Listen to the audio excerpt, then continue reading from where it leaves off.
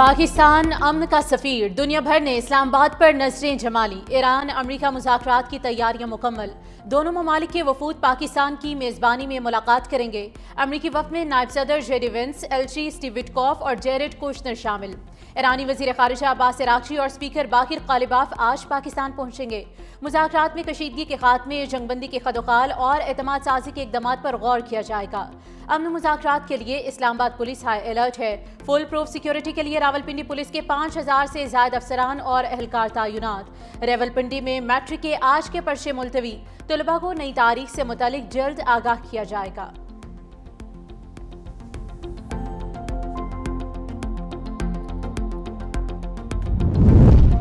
ایران امریکہ مذاکرات کی کامیابی کے لیے قومی قیادت متحرک۔ وزیر اعظم شہباز شریف سے فیلڈ مارشل سید عاصم منیر کی ملاقات۔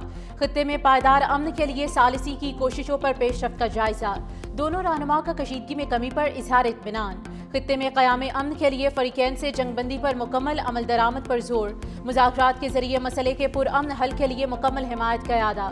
وزیر اعظم کی امن عمل میں شامل فریقین کے عزم کی تعریف۔ آنے والے وفود کو مکمل تعاون کی یقین دہانی۔ وزیر اعظم شہباز شریف کی زیر صدارت اہم اجلاس۔ اسلام آباد مذاکرات سے متعلق تفصیلی مشاورت۔ غیر رسمی مشاورتی بیٹھک میں اعلیٰ عسکری اور سول قیادت شریک۔ شرکاء کا مذاکرات کامیاب بنانے کے عزم کا اعادہ۔ کہا امن کا یہ موقع ضائع نہیں ہونے دینا چاہیے۔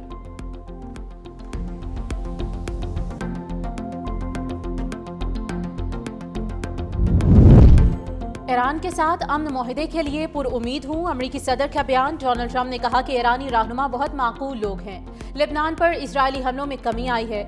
نیتن یاہو نے فون کر کے حملوں میں کمی کی یقین دہانی کرائی۔ معاہدہ نہ کیا تو بہت تکلیف دہ ہوگا۔ آبنائے ہرمز سے گزرنے والے آئل ٹینکر سے فیس وصول کرنے کی اطلاعات ہیں۔ اگر ایسا ہو رہا ہے تو اسے فوری طور پر بند کیا جائے۔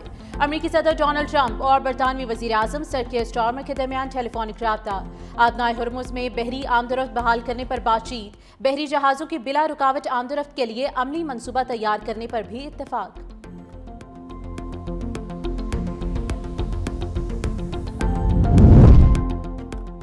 امریکی بحری جہاز بھی آبنائے ہرمز سے گزر سکتے ہیں اگر دشمنی پر مبنی طرز عمل اختیار نہ کریں۔ ایرانی نائب وزیر خارجہ سعید خطیب زادہ کی ایرانی میڈیا سے گفتگو۔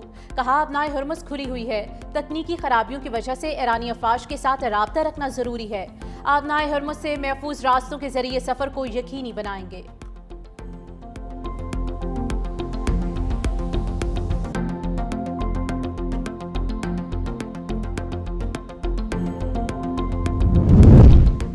اسلام آباد میں امریکہ ایران مذاکرات کوریج کے لیے آنے والے غیر ملکی صحافیوں کے لیے پاکستان نے بڑی سہولت دے دی۔ اسلام آباد آنے والے تمام غیر ملکی افراد کو ویزا آن ارائیول کی اجازت۔ وزارت داخلہ نے مراسلہ جاری کر دیا ہے۔ متعلقہ ہوائی اڈوں پر سہولت ڈیسک قائم۔ ایئر لائنز کو بغیر ویزا مسافروں کو بورڈنگ دینے کی ہدایت۔ نائب وزیر اعظم وزیر خارجہ اسحاق ڈار کا کہنا ہے کہ پاکستان آنے والے تمام ممالک کے مندوبین اور صحافیوں کا خیر مقدم کرتے ہیں۔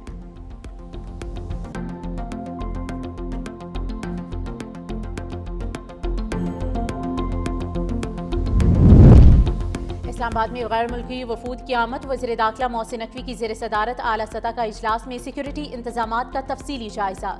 وزیر داخلہ کی مہمانوں کے لیے فل پروف سیکیورٹی اور شاندار میزبانی کی ہدایت۔ ریڈ زون مکمل سیل کرنے اور کنٹرول روم کے قیام کا فیصلہ۔ محسن نقوی کا کہنا ہے کہ جنگ بندی کے بعد اہم مذاکرات کی میزبانی پاکستان کے لیے اعزاز ہے۔ اجلاس میں اعلیٰ سول اور سیکیورٹی حکام کی شرکت۔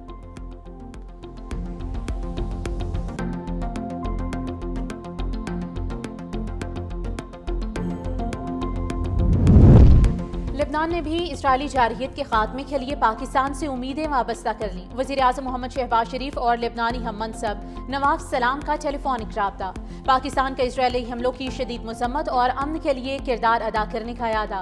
خطے میں سفارتکاری کی کوششوں کے تسلسل میں ایران امریکہ مذاکرات کی مثال۔ اسرائیلی وزیر اعظم بنیامین نیتن یاہو پر دباؤ میں بھی اضافہ۔ لبنان سے جنگ بندی مذاکرات پر آمادگی ظاہر کر دی۔ لبنانی صدر جوزف اون کی بھی تصدیق۔ کہا اسرائیل سے براہ راست بات چیت جاری ہے۔ ترکی کی جانب سے بھی مستقل جنگ بندی پر عمل درآمد کی امید کا اظہار۔ خطے میں امن کے لیے سفارتی سرگرمیاں تیز ہو گئیں۔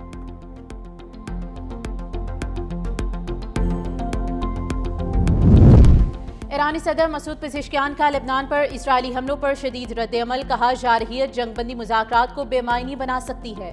اسرائیلی اقدامات معاہدوں کی خلاف ورزی اور دھوکہ دہی کے مترادف ہیں۔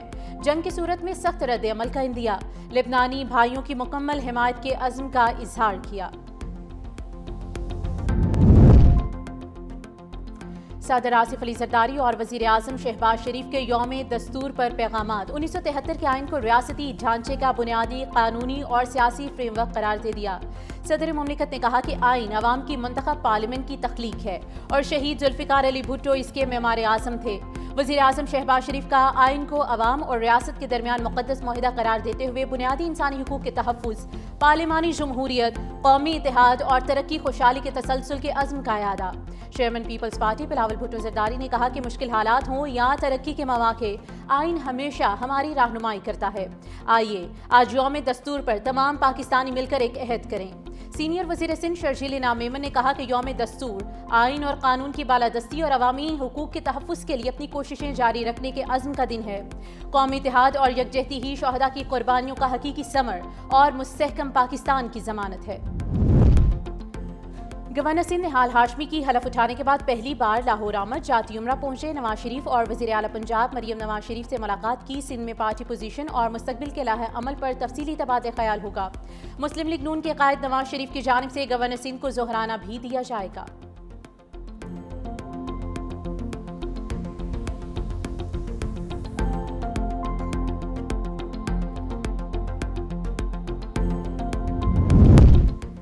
سندھ میں کفایت شعاری مہم کا آغاز۔ سندھ کے تمام اضلاع میں دکانیں، مارکیٹس اور شاپنگ مالز رات 8 بجے بند کر دیے جائیں گے۔ کراچی سمیت ڈویژنل ہیڈ کوارٹرز میں یہ اوقات رات 9 بجے تک ہوں گے۔ احکامات ہفتے کے 7 دن نافذ العمل ہوں گے۔ تنور، dairy shops, bakeries, medical stores, laboratories, clinics, ہسپتالوں اور پیٹرول پمپس بھی پابندیوں سے مستثنی قرار۔ ہوٹلز، ریسٹورانٹس اور فوڈ آؤٹلیٹس کو صرف شام 7 بجے سے رات 11:30 تک کھلا رکھنے کی اجازت ہوگی۔ ہوم ڈیلیوری اور ٹیک اوے سروس پر کوئی پابندی عائد نہیں ہوگی۔ شادی ہالز کو رات 8 سے 12 بجے تک تقریبات منعقد کرنے کی اجازت دی گئی ہے۔ وزیر اعلیٰ سندھ مراد علی شاہ کی زیر صدارت Karachi safe city project phase 2 کا اجلاس، صوبائی وزیر داخلہ Zia ul Hassan Lanjar, chief secretary, I G police اور دیگر اعلیٰ حکام کی شرکت۔ منصوبے کو شہری سلامتی اور جرائم کے تدارک کے لیے ناگزیر قرار دے دیا گیا۔ جدید ٹیکنالوجی کے ذریعے سیکورٹی نظام کو مزید مؤثر بنانے کا فیصلہ۔ بریفنگ میں بتایا گیا ہے کہ کراچی میں 2300 سے زائد سمارٹ کیمرے نصب کیے جائیں گے۔ ANPR، چہرہ شناخت، traffic monitoring, mobile service units اور ڈرونز شامل ہوں گے۔ منصوبے کی مجموعی لاگت 9.98 ارب روپے ہوگی اور اسے 12 ماہ میں مکمل کیا جائے گا، جبکہ باقاعدہ آغاز مئی 2026 میں متوقع ہے۔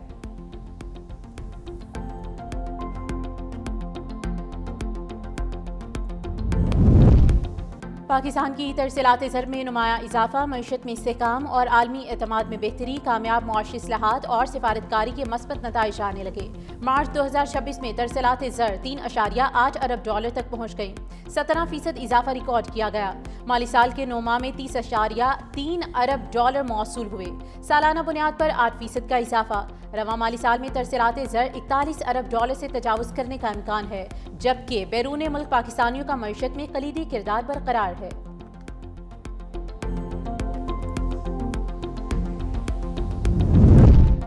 ایشین ڈیولپمنٹ بینک کی پاکستان کی معاشی صورتحال پر رپورٹ جاری۔ معیشت میں بتدریج بہتری کے باوجود بیرونی اور اندرونی خطرات برقرار۔ رواں مالی سال شرح نمو 3.5%، جبکہ اگلے سال 4.5% تک جانے کی پیشگوئی ہے۔ مہنگائی 2026 میں 6.4% اور 2027 میں 6.5% رہنے کا امکان ہے۔ مشرق وسطیٰ کی کشیدگی اور تیل گیس کی قیمتوں میں اضافہ بڑے خطرات قرار۔ نجی سرمایہ کاری اور صنعتی شعبے میں بہتری کی توقع۔ معاشی استحکام کے لیے اصلاحات جاری رکھنے پر زور دیا گیا۔ پاکستان کی مؤثر سفارتکاری پر عالمی سطح پر پذیرائی، بھارت میں مایوسی اور مودی حکومت پر تنقید کی لہر۔ گودی میڈیا بوکھلاہٹ کا شکار۔ عالمی جریدے دی اسٹریٹ ٹائمز کی بھی مودی حکومت پر کڑی تنقید۔ سنجے جھا اور ششی تھرور سمیت بھارتی شخصیات کا بھی پاکستان کی امن کوششوں کا اعتراف۔ بھارتی اخبار ہندوستان ٹائمز اور دیگر میڈیا کی مودی سرکار پر شدید تنقید۔ راہل گاندھی سمیت اپوزیشن رہنما نے مودی کی ڈپلومیسی کو ناکام قرار دے دیا۔ ماہرین کے مطابق بھارت عالمی سطح پر تنہائی کا شکار ہو گیا ہے۔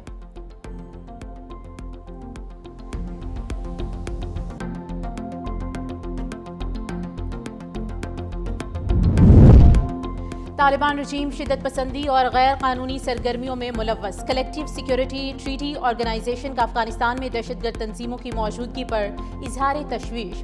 سی ایس ٹی او نے افغانستان کو خطے کے لیے بڑا سیکیورٹی خطرہ قرار دے دیا۔ سرحد پار دہشت گردی، اسمگلنگ اور مسلح گروہوں کی نقل و حرکت میں اضافے کا بھی انتباہ۔ ماہرین کے مطابق صورتحال خطے کے امن و استحکام کے لیے سنگین چیلنج بن گئی ہے۔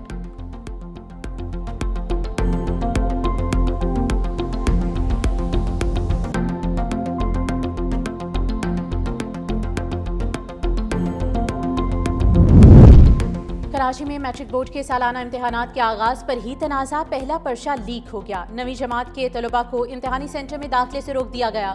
طلباء کا احتجاج اور نعرے بازی، 4 لاکھ سے زائد طلباء امتحانات میں شریک، پرچہ لیک ہونے پر تحقیقات جاری۔